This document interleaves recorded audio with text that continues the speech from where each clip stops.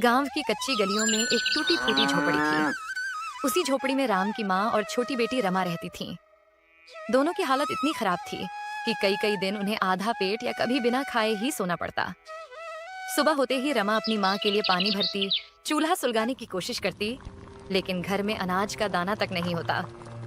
फिर भी माँ मुस्कुराकर कहती, बेटी, भगवान सब देखता है। एक दिन हमारी भी किस्मत बदलेगी। हाँ माँ, पर कब तक यूं भूखे पेट सोते रहेंगे? रमा गांव के बीचों बीच लगे चिकन 65 के ठेले पर काम करती थी। काम भी बहुत और पैसे बहुत कम। बर्तन धोना, ग्राहकों को प्लेट देना, सफाई करना, सब कुछ वही करती। मगर मालिक था बहुत खड़ूस। उस दिन रमा को देर हो गई। माँ की तबीयत थोड़ी बिगड़ी थी, इसलिए वह घर का काम निपटाते निपटाते ठेले पर पहुंची। जैसे ही पहुंची, मालिक तमतमाकर बोला, कहाँ मर गई थी तू? पता है ठेला कितने बजे खुलता है? ग्राहक इंतजार कर रहे थे। मालिक, माँ बीमार थीं, इसलिए थोड़ी देर हो गई, माफ कर दीजिए। माफी से पेट नहीं भरता। आज के तेरे पैसे कट। अब तुझे 1 रुपया भी नहीं मिलेगा। रमा चुप रही, कुछ बोली नहीं, बस सिर झुकाकर काम करती रही। शाम को जब वह घर पहुंची तो माँ बाहर बैठी इंतजार कर रही थी। शायद बेटी कुछ खाने को लाएगी, लेकिन रमा के हाथ खाली थे। बेटी, क्या हुआ? आज कुछ नहीं लाई? मालिक ने पैसे ही नहीं दिए माँ, देर से पहुंचने के कारण। आज हमें भूखे पेट ही सोना होगा। कोई बात नहीं बेटा, अब तो आदत सी हो गई है। तू चिंता मत कर, कल अच्छा होगा।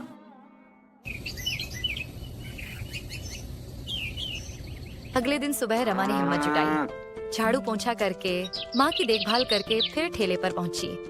आज भीड़ ज्यादा थी। वह जल्दी जल्दी प्लेट बांट रही थी। तभी उसके हाथ से एक प्लेट गिरकर जमीन पर टूट गई।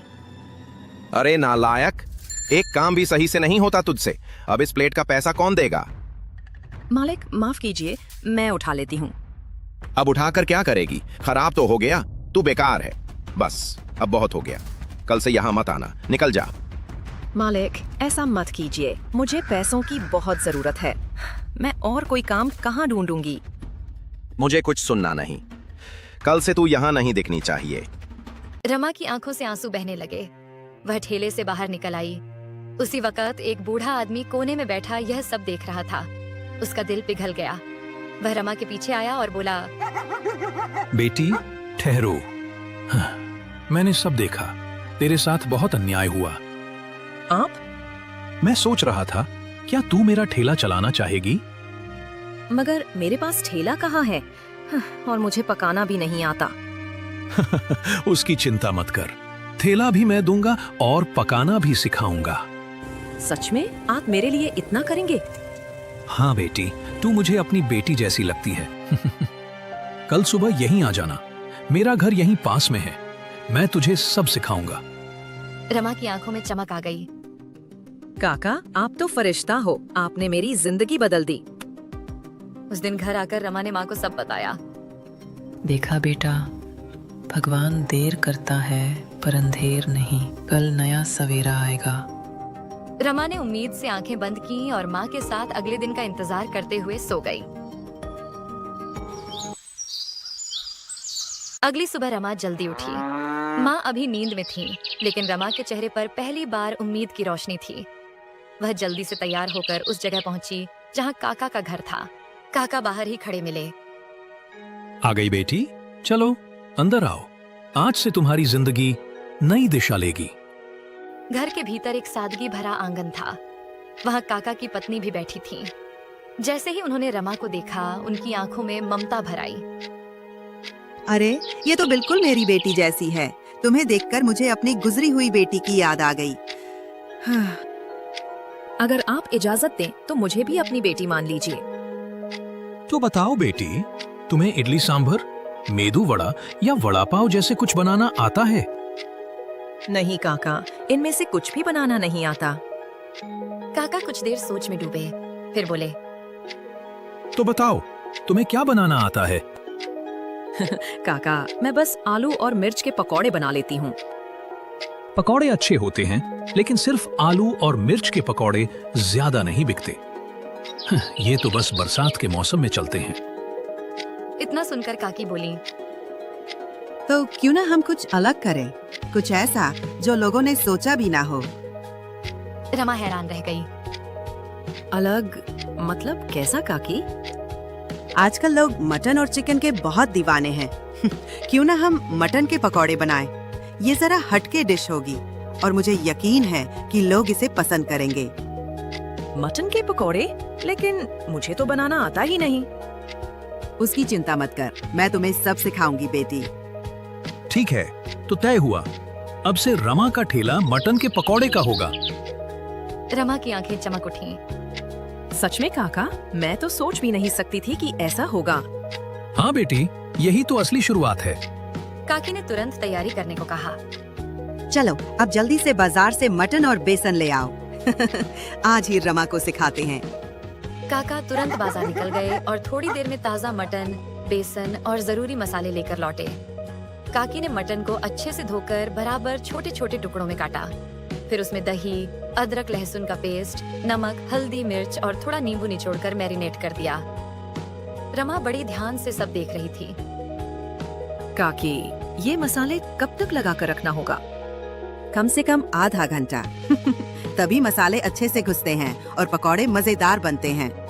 फिर काकी ने बेसन का घोल बनाया, न बहुत गाढ़ा न बहुत पतला। उसमें मैरिनेट किया हुआ मटन डाला और गर्म तेल में डालकर पकौड़े तलने लगी। तेल में पकौड़े तैरते ही खुशबू पूरे घर में फैल गई। थोड़ी देर बाद कुरकुरे सुनहरे पकौड़े तैयार थे। काका और रमा ने छक्कर देखा। वाह, लाजवाब! रमा, ये तो धूम मचा देंगे गांव में। सच में बहुत करारे और मजेदार बने हैं। काकी, आप तो जादूगर हैं। अब ये जादू तुमको सीखना होगा, याद रहा ना सब? हाँ काकी, अब सब याद है। कल से मैं खुद बना लूंगी।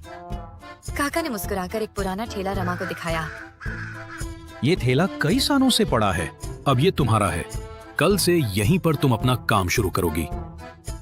आप दोनों ने तो मेरी किस्मत बदल दी। मैं आपकी उम्मीदों पर खरी उतरूंगी। शाम को रमा थोड़े से पकौड़े घर ले गई। माँ ने जैसे ही खाया, उनके चेहरे पर मुस्कान आ गई। बेटी, ये तो कमाल के हैं। क्या तुम इन्हें ठेले पर बेचोगी? हाँ माँ, कल से यही मेरा नया काम होगा। लोग इन पकौड़ों के दीवाने हो जाएंगे। भगवान तेरी मेहनत रंग लाए। रमा ने पहली बार खुद को कमजोर नहीं बल्कि मजबूत महसूस किया। उसे लग रहा था कल उसके जीवन का नया सफर शुरू होगा।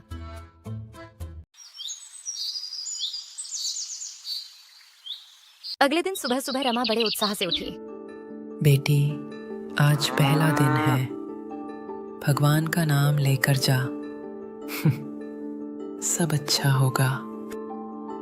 हाँ माँ, आज से हमारा नया जीवन शुरू होगा। रमा ने सारी तैयारी घर पर ही कर ली थी। मैरिनेट किया हुआ मटन, बेसन का घोल और मसाले, सब कुछ उसने सलीके से पैक कर लिया। फिर अपना ठेला लेकर गांव के चौराहे पर जा पहुंची। उसने कढ़ाई में तेल गरम किया और मटन के पकौड़े तलने लगी।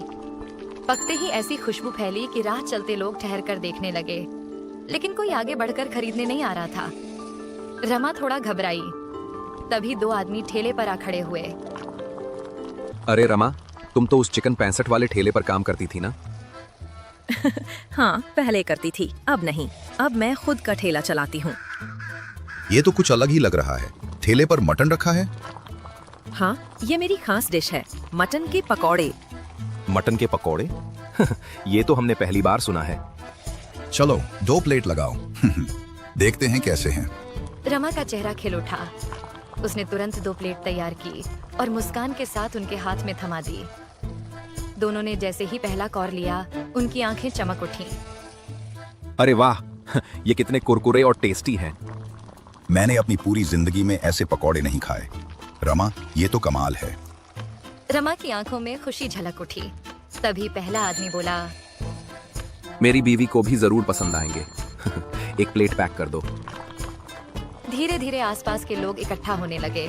सबको नई डिश की खुशबू और चर्चा खींच लाई। एक एक करके लोग ऑर्डर देने लगे। देखते ही देखते रमा के ठेले पर भीड़ उमड़ पड़ी। कुछ ही देर में सारे पकौड़े बिक गए। ठेला खाली हो गया, लेकिन रमा के पैसे की थैली भर चुकी थी। शाम को उसने ठेला समेटा और सीधे काका के घर पहुंची। काका काकी आज तो कमाल हो गया, सारे पकौड़े बिक गए, सबको बहुत पसंद आए। ये सब आपकी वजह से हुआ। बेटी, असली मेहनत तुम्हारी है, हमने बस रास्ता दिखाया। अब देखना तुम्हारा नाम पूरे गांव में होगा। रमा घर लौटी तो माँ पहले से दरवाजे पर खड़ी इंतजार कर रही थी। कैसा रहा पहला दिन बेटी? माँ, सारे पकौड़े बिक गए, हमारे पास अच्छे पैसे आ गए, अब हमें भूखे नहीं सोना पड़ेगा। सच? भगवान तेरा भला करे। अब से हमारी सारी परेशानियाँ खत्म होंगी माँ। ये मटन के पकौड़े ही हमारी किस्मत बदल देंगे। उस रात रमा ने चैन की नींद ली। भूख की जगह पेट भरा था और बेबसी की जगह उम्मीद। गांव की गलियों में अब एक नई सुगंध फैल चुकी थी, रमा के मटन पकौड़ों की सफलता की सुगंध।